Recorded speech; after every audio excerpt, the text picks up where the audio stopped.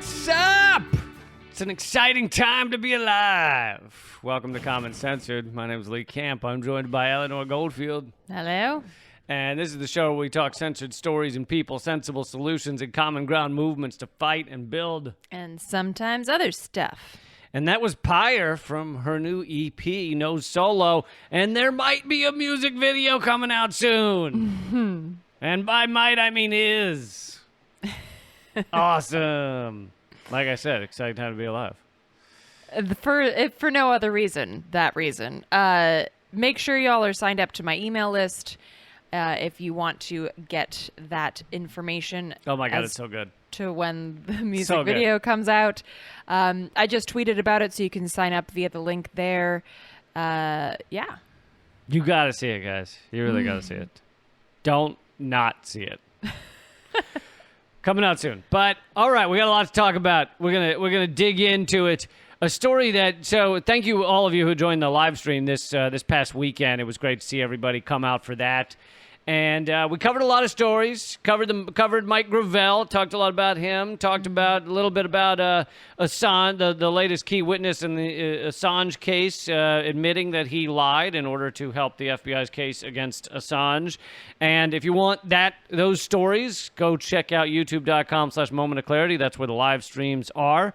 But we got some other stories here. One we did not get into on the live stream, which is obviously a huge story, is that President Biden bombed Syria and Iraq, claiming it's a defensive, quote-unquote, move against Iran-backed, quote-unquote, militias. And I'm adding a lot of quotes because you gotta wrap the bullshit in something so it doesn't smell as loudly. Smell as loudly. Yes, I like that. I'm a poet.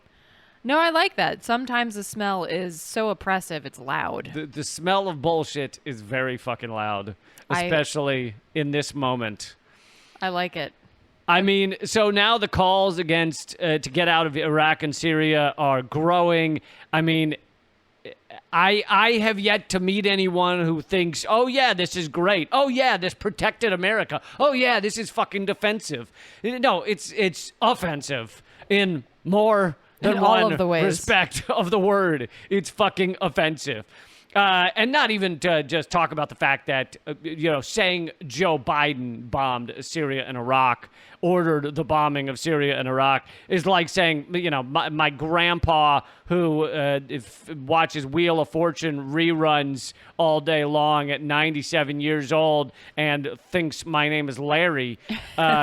He ordered us to go back into World War II and reenact it. Like him, you're out of it, grandpa, ordering something is equivalent to Biden ordered this. So it really is the Biden administration, along with the military-industrial complex, bombing innocent, largely, well, they're all innocent in one respect or another, but they're largely, the people that are hit with this are not even fucking people with guns, largely. Although, can I just say real quick, would anybody, even the French, be terribly surprised if we just showed up and stormed the beaches of Normandy again? I don't think so. Wouldn't everyone just kind of be like, yeah, that's about right for where the U.S. is at this point? Yeah, is anyone stunned when the U.S. storms anything? Right. So I feel like they'd just be like, yeah, no, that's we're doing it again. All right. Same with the Germans, even though they've been so peaceful the past few years. I still think everybody like, the Germans are doing it again. Shit. But this bombing, and it's so, if the lies are so offensive, the idea that it's somehow defensive, the idea that these are Iran-backed militias, which, by the way, they threw in there for two reasons. One is because there's been so much decades of propaganda against Iran that they can say Iran-backed anything, and just go after it. So Iran-backed pudding pops, and so then we've set fire to all the pudding pops because they were Iran-backed, and everybody's like, oh, good call. Because it's just aggressive propaganda. They know they can say anything's Iran-backed, and nobody will doubt it. The mainstream media won't question it. Well, and it makes it okay. And makes it okay. I should say, contrary to how the U.S. operates in these places, these, quote-unquote militias were operating legally inside of Iraq and Syria at the invitation of those countries' governments and people. And they were fighting ISIS. Right. Contrary to what the U.S. is doing, which in both Iraq and Syria, the countries are like, could you please get the fuck out of here? No one wants you here.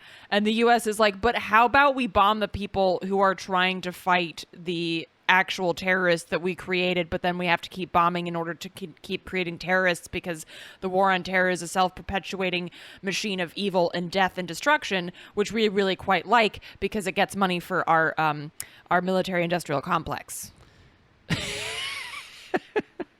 Exactly. That's the longer version of that. The Defense Department Press Secretary John Kirby claimed these strikes were designed to limit the risk of escalation. No, it's designed to ensure escalation because, again, in order to fight terrorists, you have to create terrorists. So another aspect of this that, of course, the mainstream media is barely or not at all talking about is the fact that this is illegal. It's illegal in all respects. It's illegal under U.S. law. It's illegal under international law.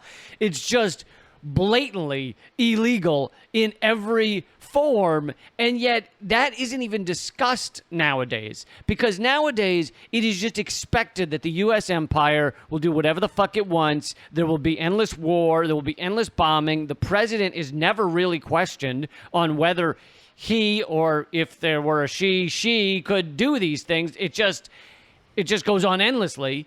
And, you know, we and I talked in a live stream as well about they're going to repeal, or say they claim they're going to repeal, and Biden supports this, the 2002 AUMF, but not the 2001, which means they can continue doing all of their endless wars. So it's a ruse to act like they're getting rid of this authorization of use of military force, but they're not really. And it allows this continued and endless lawlessness, which is not just in terms of bombing, but is in terms of endless surveillance of American citizens, in terms of the prison industrial complex, the lawlessness by the U.S. government, ripping up the Iran nuclear deal. Which, by the way, there were ongoing talks regarding the Iran nuclear deal at the same time as Biden first seized Iranian news websites and then bombed these militias in Iraq and Syria. So that's for kids listening at home. That's not how we do diplomacy. Yeah, that is the opposite. And there's one more note I remember. Glenn Greenwald posted about this regarding legality that you just mentioned, Lee. And he writes, "I know it's boring to note, but Biden had no legal authorization to bomb these targets, making it illegal. But Obama bombed Libya after the House voted against doing so. And few of the sacred rule of law mavens cared." So again, Glenn Greenwald is making that connection between presidents and between, you know, the red thread that continuously pushes U.S. empire and hegemony and violence across the globe, regardless of who the fuck is sitting in the White House.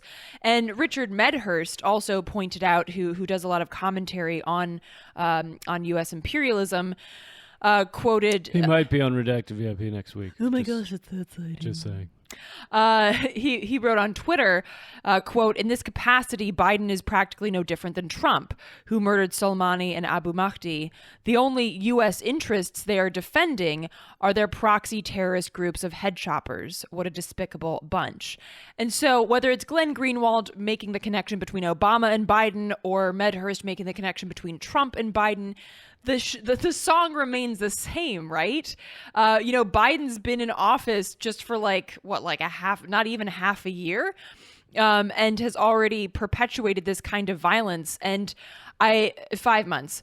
And I also wanted to share this, which is, just further accentuating what a shitheel Biden is. This is from a a Twitter account called Holding Biden Accountable, which that would be nice.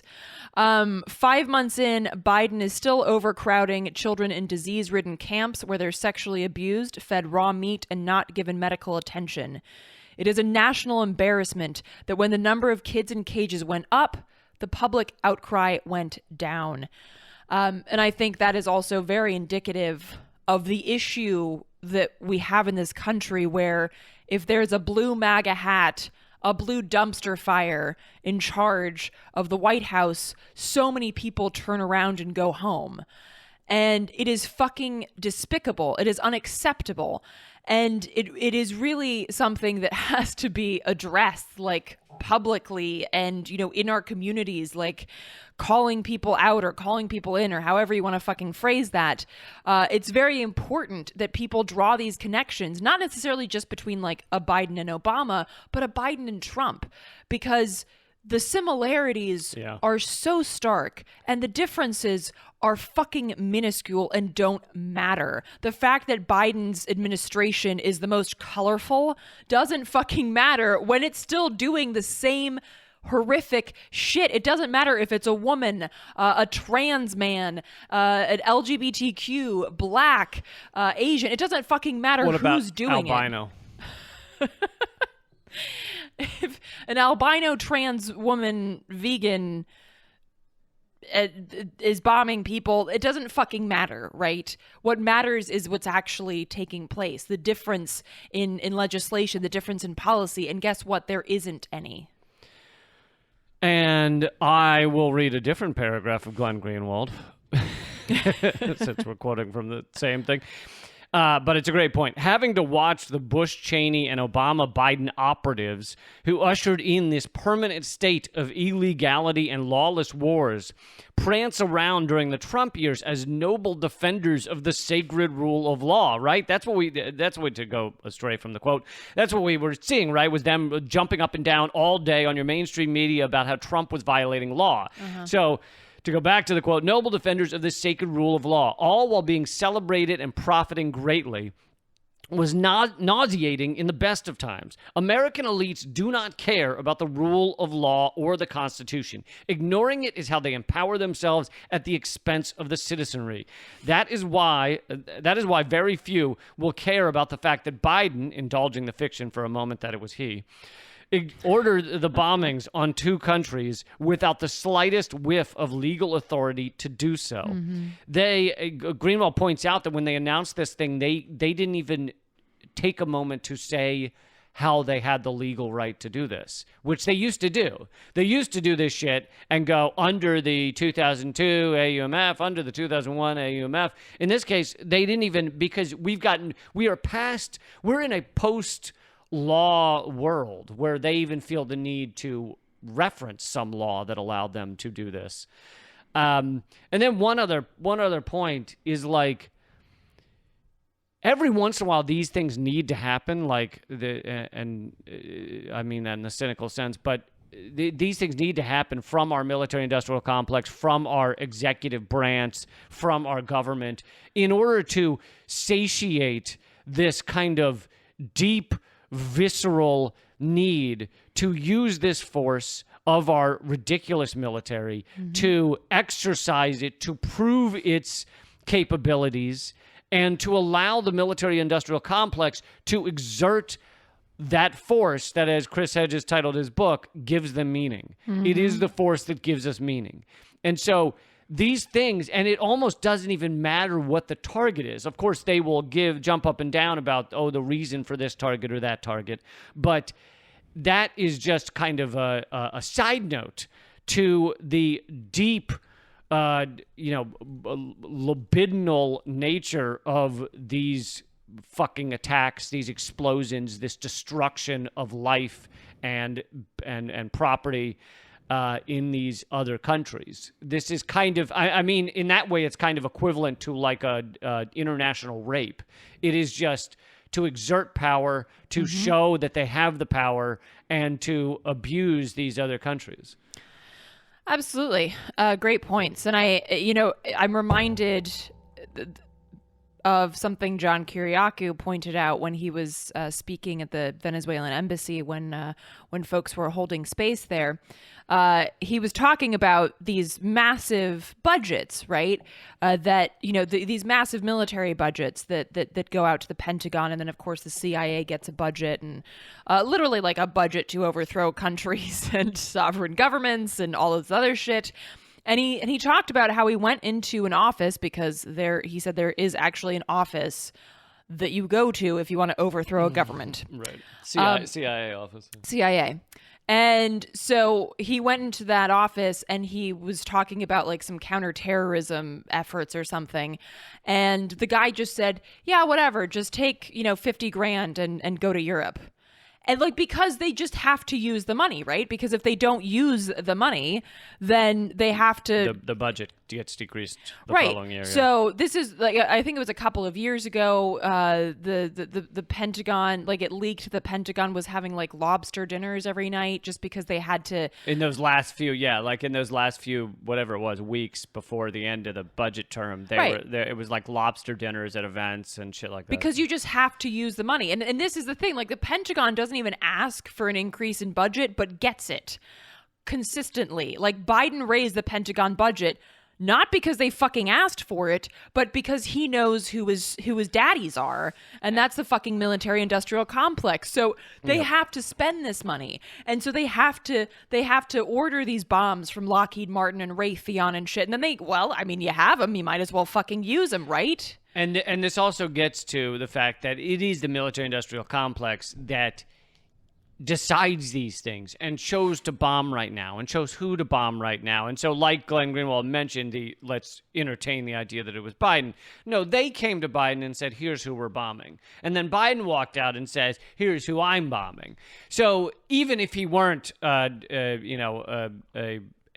grandpa who's got his pants on backwards, even if that weren't the case, it's like that with every president for the most part.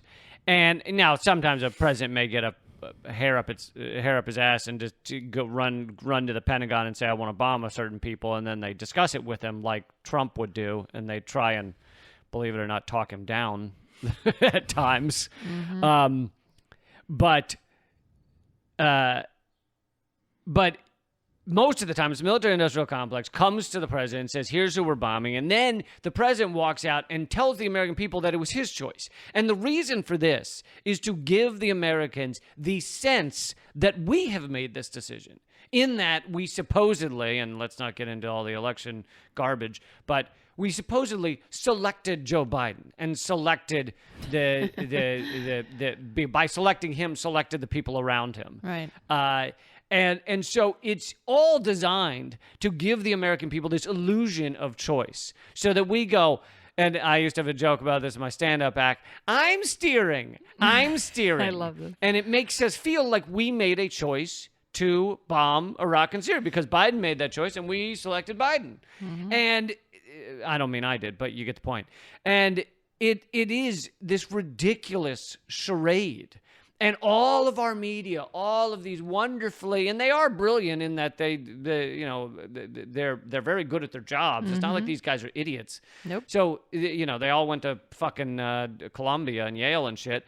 And all of our media go, look at the choice that Biden has made, and here's why it was a good choice. And the unsaid thing is, and we chose Biden, so we made this choice. Mm-hmm. But of course, none of it is our choice. The military-industrial complex runs on its own, the same as it did under Trump, largely the same as it did under Obama, the same as it did under Bush, and we pretend as if we, the people, control it.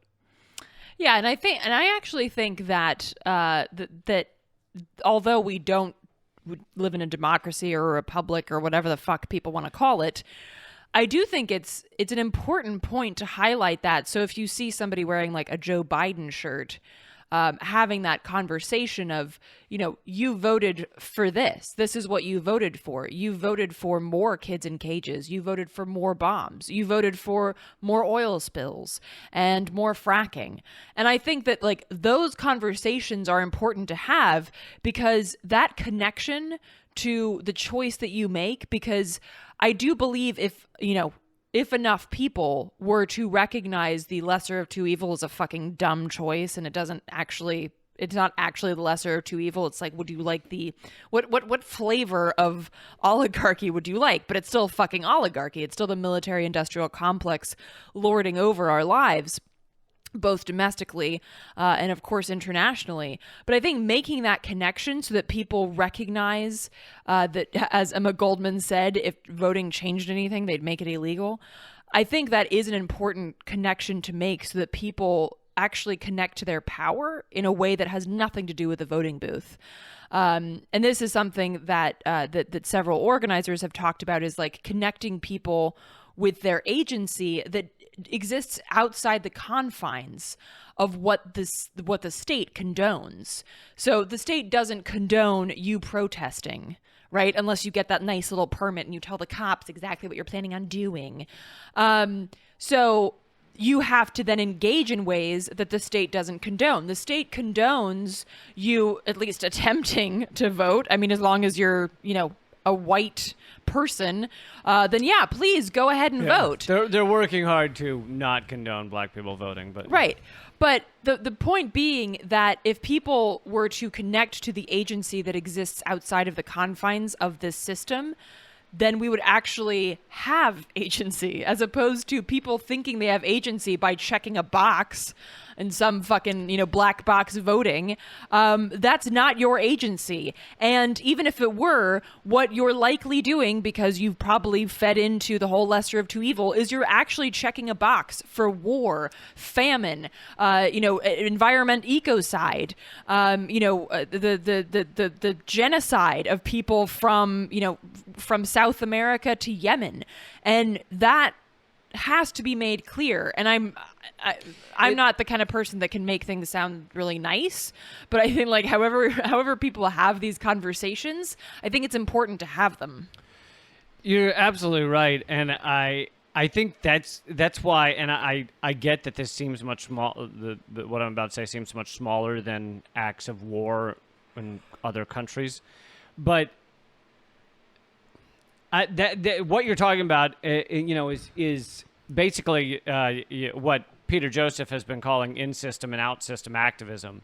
In-system activism is the stuff that they condone and they agree with and they allow because it works with their system. It is not interrupting their machine. Out-of-system activism is the things that they do not condone because it does interrupt their machine. We're actually going to talk about some more out-system activism coming up in a moment. But beyond just activism, that's why I get excited, and I feel like it has so much meaning whenever you're doing something that is not the norm. And it doesn't necessarily mean illegal, but it is outside of what the system, our capitalist consumerist system, has built in and the way it wants you to behave. And so for example, just things like bartering your time. Like if you own a restaurant or you are a manager of a restaurant and you are on good terms with your a plumber or an electrician, and you say, hey, how about you fix my lighting and I'll give you a free meal at the restaurant downstairs. And he's excited and you're excited and it works out. It's like, do that every time you can do that and stay outside of what the system wants you to do. That is a positive, working towards kind of a mental state where we no longer abide by this system that is destroying our environment, destroying our world, destroying lives. Right. And each of those things is important, and that's part of the reason that I'm excited about. That's part of the reason that I'm excited about our solidarity fund we've been doing, which is a term we got from mutual aid. So I'm not claiming to be the first one to do this. It's our little mutual aid project. It's our little mutual aid funds, and the reason I'm excited, it's not like it's getting millions of dollars in it, but for those of you who watch the live stream on YouTube, you've seen us talk about it more because we talk about it more on there. But it's not getting millions of dollars to anybody, but it is outside what is expected from this system, what is expected from capitalism, what is expected from our consumerist world. And what we do is we take all the donations, not the LiberaPay, but all the donations from the Super Chat on YouTube, on Venmo, at Lee Camp. All of those donations are just forwarded 100%. We don't keep any of it, and it goes to people who, any of you out there who need a little help, if you contact us and say so. So if you email commoncensored@protonmail.com and you say, I need a little help, and the number we're able to give people has been around about $80. So we're not talking about life-changing amounts, but the reason it excites me, even though it's just a little bit of money to a few people here and there, is because it is outside of how this is supposed to work. When you do a YouTube live stream, it is supposed to be all of that money goes to keep the creator going, and we're lucky that we're in a position that we can do this. But I'm just saying, that you all also support via things like LiberaPay, so that we can then take the live stream time to raise money for other folks, because folks are supporting us via LiberaPay. Right. And so it all goes it goes forward. It's paid forward, and in that way, I feel like it's changing. It helps change the mental landscape in a bigger way than just the $80 to one person. If that makes any sense. I don't know if I'm making any sense, but I think you are. We'll have to wait and see if other people think you are, but I think you are. Okay, cool. Good. So, in a minute, shall we move on to the next topic? In a minute? Yeah, I'm going to throw some other things out there. Okay. You have a music video coming soon. I hope you don't mind me taking a second to tell everybody, go watch a music video. Well, you can't watch it yet. No, soon. Yes. A few days. So, again, sign up for my newsletter if you want to be kept abreast of when that's coming out. And you can sign up by just going to bit.ly/ that's LY / act out newsletter. I've also tweeted and put it up on Instagram, that link, so you can sign up there. And the video will be on your site when it comes out? Is that right? It will. Okay. It will be on my site. It'll be on my Vimeo. So the site is artkillingapathy.com. Yes. So just definitely remember that one if you want to see the music video in a few days. If you do want to support this show, if you'd like to see this show keep going, as we were just talking about, that's liberapay.com/LeeCamp, LIBERAPAY.com/LeeCamp. That is the only one that goes to support the show. The other donations on Super Chat, on Venmo, those go towards people who need a little help. So that, key difference there. So keep that in mind. And I'm very excited to say we finally, despite the fact that Patreon destroyed, the Common Censored Patreon was gutted, we have just broken 100 supporters over at liberapay.com/LeeCamp. So if you'd like to see this, y'all. Thank you. If you'd like to see this show keep going, please head over there. Maybe throw in $1 or something. And, I mentioned check out the live stream for more stories. Assange, Mike Gravel, all of that's covered at youtube.com/Moment of Clarity. And, if you are one of the people who needs a little help, that's commoncensored@protonmail.com. Email us there, and we do our best to help people out. Yes, indeed. So, moving on. The UN High Commissioner released a report just recently on racial... Sounds a little like a position in like Star Wars or something. You know what? It kind of is, because just like Star Wars, it doesn't have any impact on our actual policy. The Senate does not. But it's change Darth Vader's... a great story.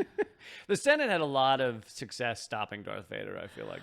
Well, I meant like Star Wars' effect on our policy. Oh, you meant our real world policy. Right. Yeah. Like, it's a cool story, and I'm not going to lie, I have a shirt that says Join the Rebel Alliance because I like it.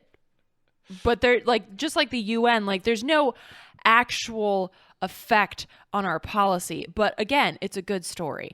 And the reason I'm sharing this Well, I'll tell you in a second after I tell you what the fuck it says. The UN High Commissioner's report on racial justice and equality calls for reparations. Quote, with regard to enslavement, the transatlantic trade and enslaved Africans and colonialism and their legacies. This is the first time, I believe. And they also say, quote, that in order to confront past legacies and take special measures and deliver reparatory justice, the states must, quote, make amends for centuries of violence and discrimination through wide-ranging and meaningful initiatives within and across states, including through formal acknowledgement and apologies, truth-telling processes, and reparations in various forms, end quote. So the reason I'm sharing this is because I feel like a lot of people, maybe not folks listening, but I feel like a lot of people think about reparations like it's this fringe idea that just some like crazy ass leftists have. But no, it's actually... I'll be honest. I grew up with a little bit of that mindset when I first heard of it. I was like, excuse me, the people alive now are not the ones who were enslaved, okay? Right, That's how I used to talk. I'm glad I lost that accent. Which is a common argument against reparations. I know even like the really old ones weren't enslaved. And the argument that the UN makes about this, the UN Human Rights Office, Mona Rishmawi, said, quote, we realize that a main part of the problem is that many people believe the misconceptions that the abolition of slavery, the end of the transatlantic trade, and colonialism have removed the racially discriminatory structures built by those practices. But we found that this is not true. And end quote. And this is something that I've, in my own political education, I've read several points that discuss this. Like when we talk about reparations, a lot of times folks focus, understandably so, on the transatlantic slave trade and on slavery itself. But the fact of the matter is that it's not like when slavery ended, Black folks were all of a sudden equal citizens. You don't say. And actually what prompted the writing of this report, this is something that the UN rights chief Michelle Bachelet said, quote, the status quo is untenable. Systemic racism needs a systemic response. We need a transformative approach that tackles the interconnected areas that drive racism and lead to repeated, wholly avoidable tragedies like the death of George Floyd. So this report was spurred on by the murder of George Floyd last summer. And so obviously, the UN was like, well, it's clear that this shit isn't over because we continue to see shit like this happen. And, they focus quite a bit on the United States, but they also talk about systemic racism in other countries, where people of African descent, which is how they phrase it, are subject to poverty, to violence, to state-sanctioned violence, that people who aren't of African descent aren't. And so I think that, this is something that has to be discussed when we talk about reparations. Like, are we actually just talking about slavery, or are we talking about Jim Crow? Are we talking about redlining, which didn't allow Black folks to get bank loans to buy homes or allowed them to live in certain neighborhoods? Segregation. I wouldn't put that sentence in past tense. Right. Well, yes, exactly. That's kind of the point, right? Segregation, which is still something that happens, though it's not official, right? Obviously, the recent fights about voting rights, like that's about Black people voting, okay? And anybody who says differently is a fucking idiot or they're in denial. There's a massive multi-billion-dollar gap between the federal funding for predominantly Black public schools versus predominantly white public schools. So even though there's not official segregation, we still live in a country where many public schools tend to be more predominantly Black because of areas of the city, areas of, whatever the state. And so a recent study has found that those that are predominantly white get a lot more funding from the federal government. Right. And even if you just look at things like the time it takes to get to school, like busing, for instance. I can't remember exactly what the numbers are, but black kids spend significantly longer getting to and from school. They are more likely to not have access to food, certainly not healthy food, once they're at school. There's, this new thing about trying to shame parents or even starve kids because they can't pay for their school lunches. All of this shit affects black kids more than white kids. And of course, I mentioned the housing issue. Black folks are more likely to live in poor neighborhoods. They're more likely to live in sacrifice zones, corporate sacrifice zones, which have, toxic air, toxic water, toxic land. So literally, like, going to play outside could be a fucking death sentence. And so all of this shit combined. You should have seen the jungle gyms when I was growing up. It was a death sentence. It's just metal and concrete. That was it. That's true. Kids today have no idea the dodging of tetanus that we did growing up. That was one of the games. Dodge the tetanus. That was it. But so all of this combines to make the point that no, reparations aren't just about slavery. Yes, that's where the story begins, but this is a story that continues to this day. And so if we understand reparations as really the only way to monetarily address, to economically address the inequality that black folks face, then we understand reparations as not just something that is about trying to trace your fucking family tree to see if your great-great-grandfather was a slave or not. It's about whether you, as a black person, experience systemic racism. And yeah, if you live in this country, you do. So this is really an important point to highlight with regards to reparations. And of course, this is one conversation. And even as the UN points out, quote, reparations in various forms. So there's economic reparations. Then there's, different ways of acknowledging and trying to work through and work beyond the issues of systemic racism. Now, folks can make the point, and I'm not going to disagree with you, that as long as the United States exists as a country, you can't get rid of systemic racism. I totally hear that. I feel like I probably agree with that.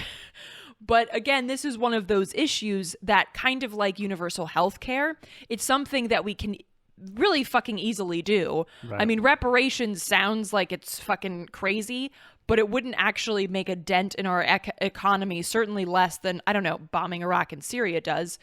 And so it's kind of like universal health care, where it's an issue that you can address right now to really mitigate the suffering of thousands, if not millions of people. Yeah, it's like I don't believe our problems will actually be solved until we evolve past capitalism, but I also want to increase the minimum wage. Like, I get right. that these things are just moving in the right direction and not actually achieving the end goal, but I think it's very important. And what I hear you saying is it's an intergenerational trauma and assault. Mm-hmm. And just because the people that were enslaved aren't alive doesn't mean that it's not continuing to be passed down through generations. So, absolutely, it makes sense. But of course, people act like it's this utterly insane idea. Right. And I think, again, this is why I'm sharing the UN High Commissioner's report, because I think it's important to show it's not a fucking fringe idea. The UN, which I'm obviously is not filled with a bunch of leftist radicals like me, even they are like, yeah, this is just something you should fucking do.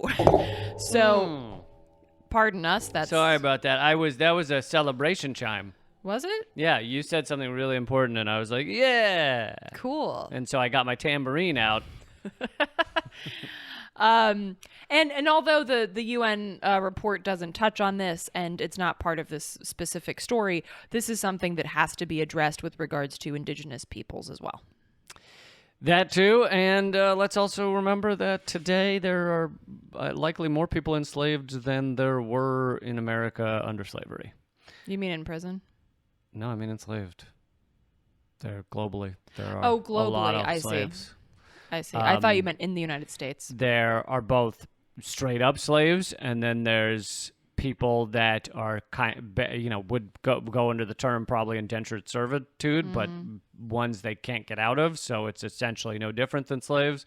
I read an interesting article about, I think it went kind of viral, so it's possible a lot of people read it, but it was a writer for a mainstream outlet who said, growing up, my family had a slave. I'm still coming to terms with it. And she meant in America.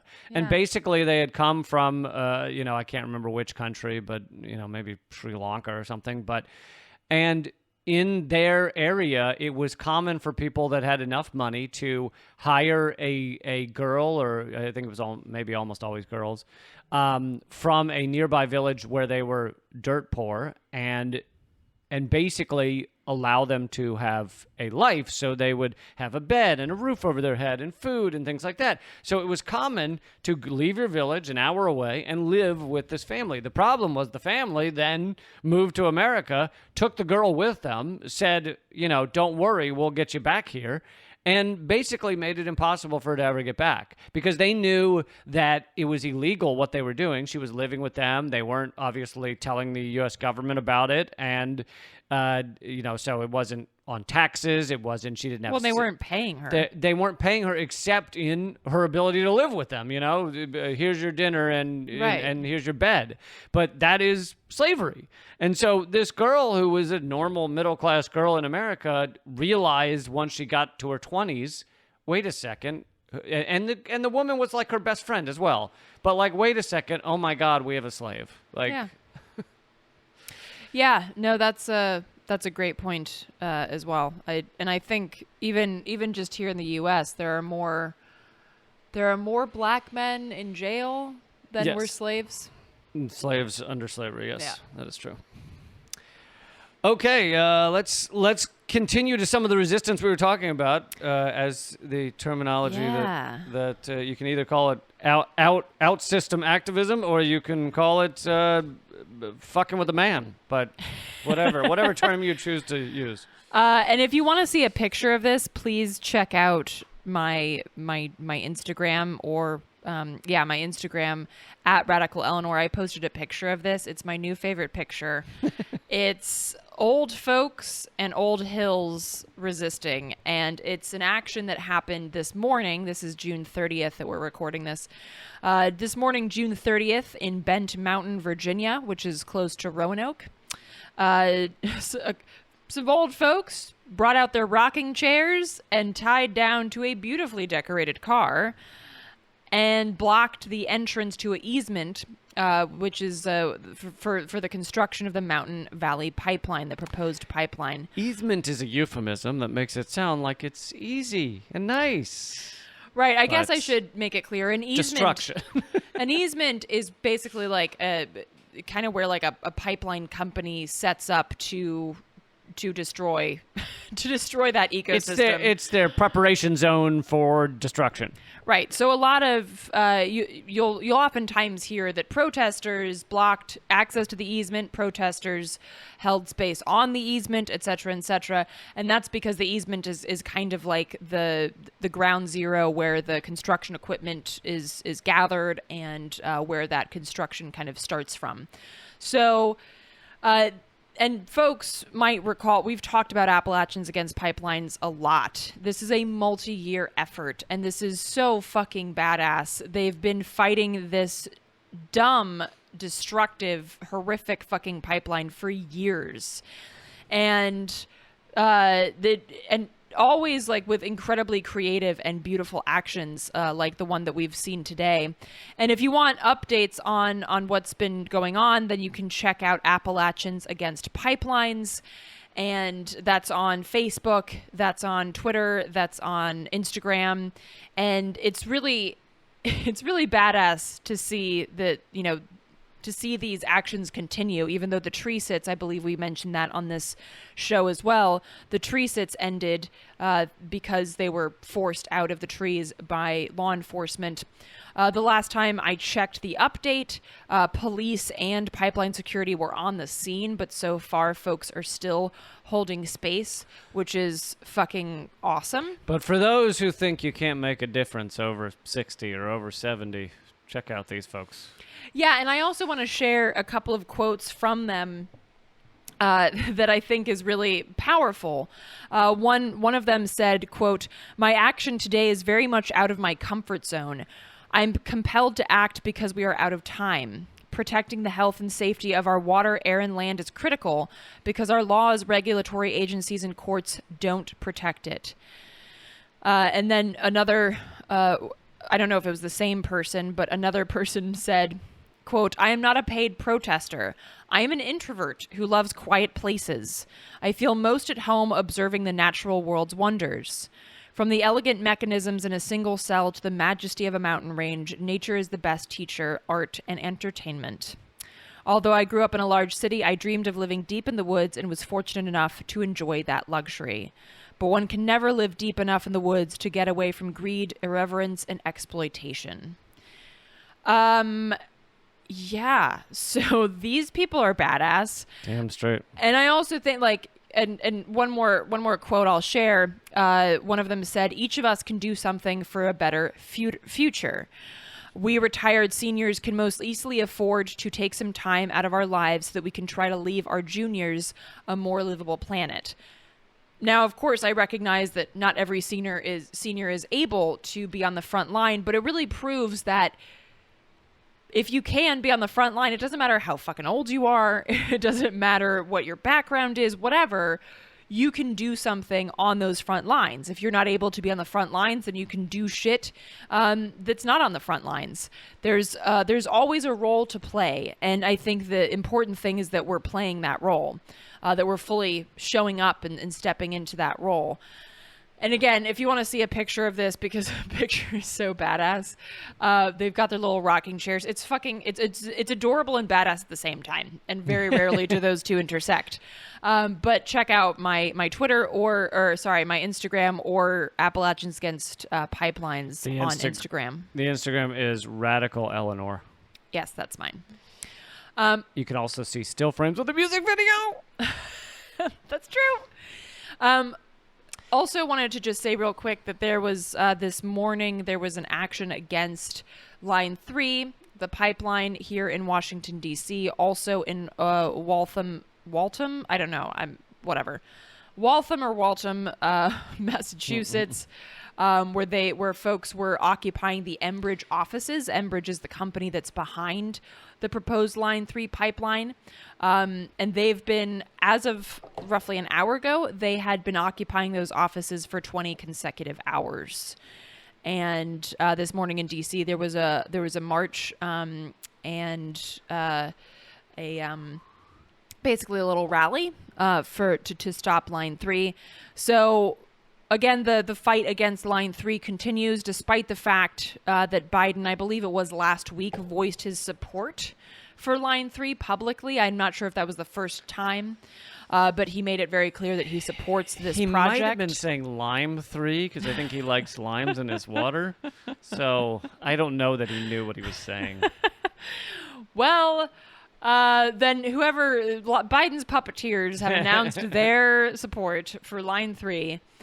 And of course, this is not at all surprising, though we shouldn't lose our capacity to be disappointed. This is not something that was unexpected. And so the fights continue, and people are, fighting wherever they are. And I think this is another good moment to highlight that whether you're in Massachusetts and, hey, the Enbridge office is there, let's go fuck with them. Or, hey, we're in DC. We can make we can make sure that people are still paying attention by doing, some important media work with, the White House or the Capitol as a backdrop or something like that. There are different ways to continue to spread the word, to continue to uplift this point so that it doesn't get lost, even if you're not able to physically get to the Line 3 protests in Minnesota. And I gotta say, the moments at protests like that, and I maybe haven't been to that many, but those are the moments where you feel alive, where you understand what you're fighting for, you're in touch with it, you're in touch with those who get it, and it's like, what is life about other than that? I mean, it's beautiful on the edge of disaster, which I honestly am not bringing this up to try and yet again pitch your music video, but it's kind of the point of Pyre, your song. It's this beauty, this understanding of what life is, what our meaning is here, while we're on the edge of the fire or the fight or the destruction. So, thanks. Also, just a quick update. I just saw this 9 minutes ago. Activists have blocked the entrances to the White House, like not the doors, but the driveways. Yeah, probably the roads. The road entrances. Because nowadays with the cage around it, those are probably the only remaining like entrances are the driveways. Right. And they're not like, if you've never been to DC, they're not like the driveways that you have outside your house. They're these like militarized entrances that are relatively far back from the house itself. But still, that's really badass. And apparently, there are also indigenous activists who are round dancing as they block the entrances. So that's fucking cool. So you can keep an eye out on that if you follow the hashtag StopLine3 on Twitter. Also, stopline3.org is the website to get updates. Take that, Joe Biden. How's he going to get out to get to his mahjong game, huh? Fuck you, motherfucker. I was going to say bridge, but yeah. Potato. Okay, so I wasn't sure I was going to do this, but it's looking pretty good at the moment. So I'm making... He's going to belly dance. I'm making...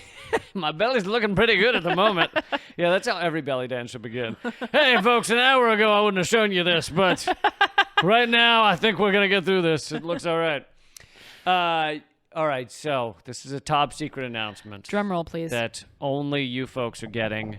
I'm not even... All right. I'm not even talking about it on my live stream or anywhere else right now.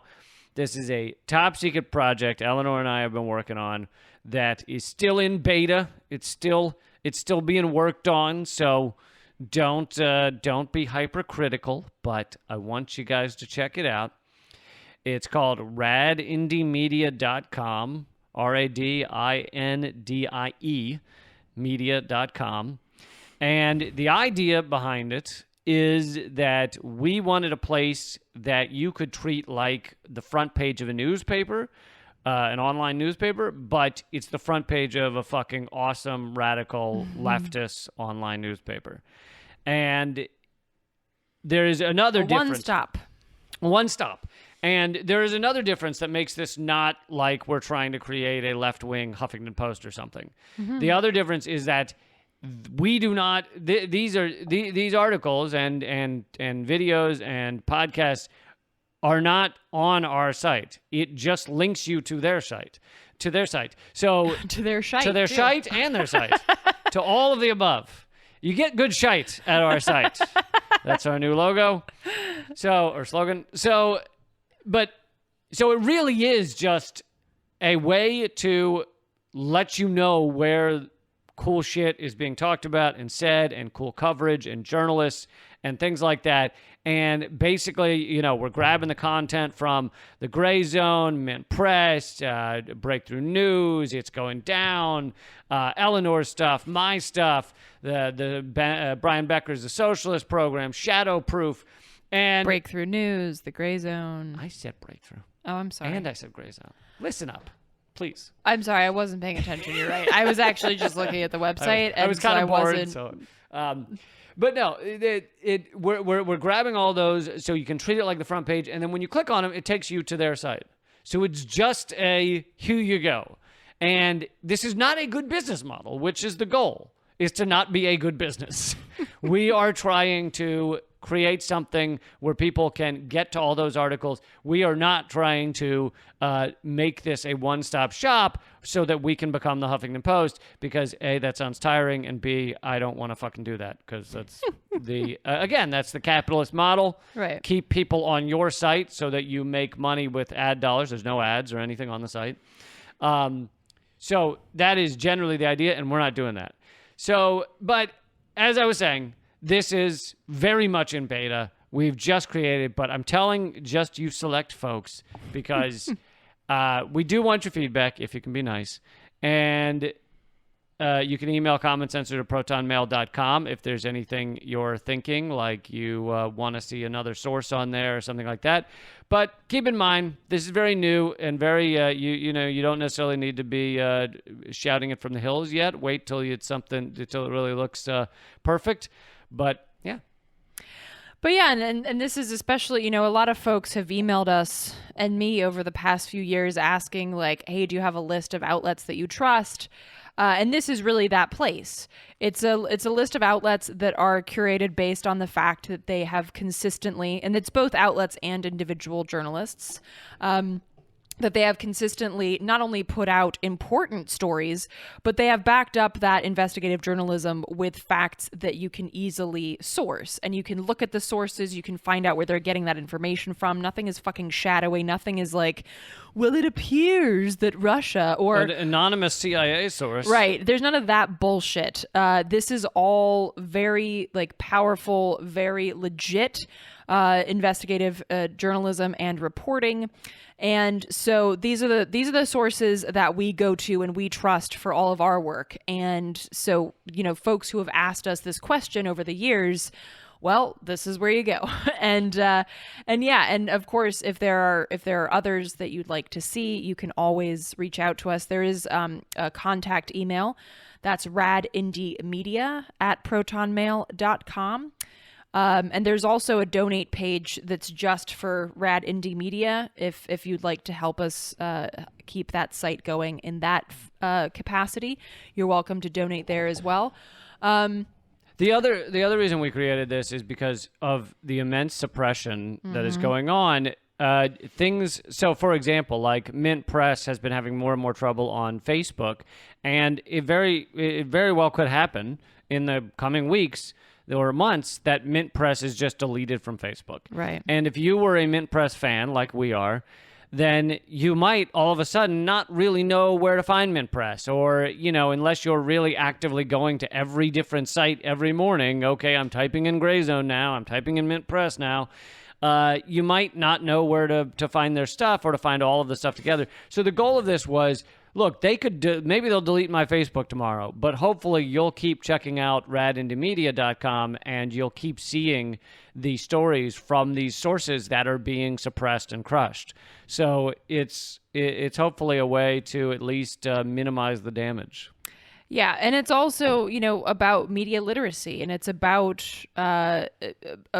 having these outlets combat the propagandization and the corporate bullshittery that we're inundated with constantly, and really highlighting the need for media literacy and using this site as an example of what media literacy could look like. And obviously that means look into what we've posted on that site, look into things and get into the habit of checking sources, of checking what you read. And I think that these are great opportunities to do that. So, yeah. And it also, I'm sure some of you are going to be like, what about this one and this one and this one and this one and this one? And we understand it doesn't have everything you could ever want, but we're doing our best, and we're trying also to keep it manageable. You'd be like, oh, well, why doesn't it have this Mint Press article? It doesn't grab every article from every outlet because that would be too many. So it's just grabbing, an assortment of the good ones, and hopefully can become like a front page you check, front page of left indie awesome media that you kind of check every day, every morning or something. Yeah. So we only have a couple of minutes left. Should I just do the short Panquake news story and then wrap it up? Yeah. Okay, so... I don't know why I sounded like Rain Man there, but yeah. Yeah. Panquake and finish. Panquake and finish. I want maple syrup with my pancakes.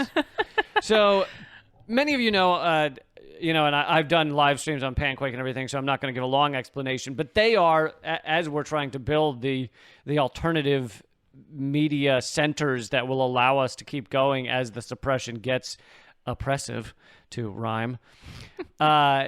Panquake is developing, and it's not done yet, so there's not a lot to see yet, but it is going to be an alternative to Twitter that's kind of unstoppable. It's on blockchain. It doesn't have ads. You can't be suppressed unless, of course, you're posting child porn, in which case you'll be deleted. But it's a far safer, far better, doesn't sell your data outlet, but similar to Twitter, but with some other functions. That's cool. And anyway, it's growing, and it's it's designed. Susie Dawson's creating, but with Bill Benny from the the NSA whistleblower and others are working on it, and it could really be impressive. And it apparently, despite having not launched yet, and even the beta version probably won't be till like November or something, despite the fact it hasn't launched yet, is clearly despised by the mainstream social media platforms and probably the mainstream elite beyond that. So it's already being suppressed. It's already being attacked. They've had, Facebook has deleted their stuff. They've had Twitter accounts deleted and then reinstated. But a new step was taken this past week where PayPal cut off Panquake, cut them off from being able to receive future funds, and even is not giving them the funds that they already had, because when someone donates in PayPal, it's kind of held in PayPal until you withdraw it. So they're not giving them those funds. On top of that, many people, I think, signed up to be recurring donors to Panquake via PayPal, and so it would also shut down all of that. Now, this is fucking remarkable, because I feel like the only place that I heard this happen to before this is WikiLeaks. Yeah. This is the only time. I mean, I'm sure there's probably some others that people didn't raise a stew about, like some drug cartel or something. But maybe It'd be amazing paying for cocaine on PayPal. It's hilarious. Maybe I'm wrong, and literally the only other one is WikiLeaks. But when WikiLeaks was first being attacked, our government, along with other national governments, got together and basically pressured PayPal into cutting off WikiLeaks, which they did, and holding on to their funds and not letting them withdraw them. And they're now doing the same thing to Panquake, a social media platform that hasn't even launched yet. I mean, it's fucking incredible. Remarkable.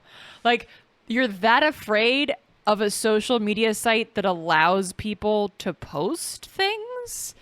Like, what the fuck? That is amazing. Absolutely mind-boggling. They're doing everything they can to try and shut it down. And if you want more of the news and more info on all of this, go to panquake.com, which, as far as I know, can't be shut down. So you can get all that at panquake.com. But, I mean, this just goes to show the desperate need of alternatives to these platforms. Mm-hmm. And here we are using LiberaPay because Patreon fucked us. Like, each of these platforms, you have to create a new one, while we've said this many times, while using the tool of Facebook, because it is a massive tool, and Zuckerberg's a massive tool as well, using these. I didn't get a laugh because you weren't listening, but that's okay. I'm sorry. I'm still. I was looking at panquake.com and I got distracted. I'm sorry. It's I'm okay. sorry. What did you say? Can we go back? Here's the thing. As a comedian, I need the laugh. I'm so sorry. Or my soul hurts. You hurt my soul. I'm sorry. Can you do it again? Okay. I'll pay attention. Okay. We've said many times that you continue to use Facebook because it's a major tool, and Zuckerberg's a major tool as well. Thank you. I got the laugh I needed. You're welcome. I'm sorry. But you keep using it because it's silly to throw away something that is still, even with the suppression, is a massive tool for activism, for organizing. But you've got to build the alternatives, and Panquake's one of the alternatives. And hopefully Rad Indie Media will one day be one of the alternatives. And you've got to build these up because we are going to be attacked and are being attacked at every level. And here is PayPal cutting off Panquake. Amen. Preach, brother.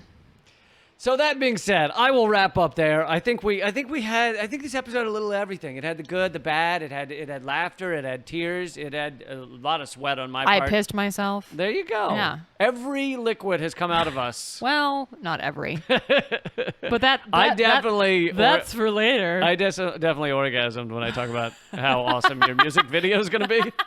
So it was very quiet. I'm impressed. I've been practicing. So. That being said, let's see. To run through all this again, the new video will be at artkillingapathy.com. You can also sign up all over there if you haven't gotten the new EP. That's at artkillingapathy.com. It's called No Solo. Also, if you are struggling, you can email commentcensored at protonmail.com if you need a little help. And if you want to keep this show going. If you feel like you've gotten just $1 worth, go to liberapay.com/LeeCamp, LIBERAPAY.com/LeeCamp. And thank you to our 100, out of the thousands of you that listen to this, 100 people keep this show going. And you guys are fucking awesome. So thank you guys.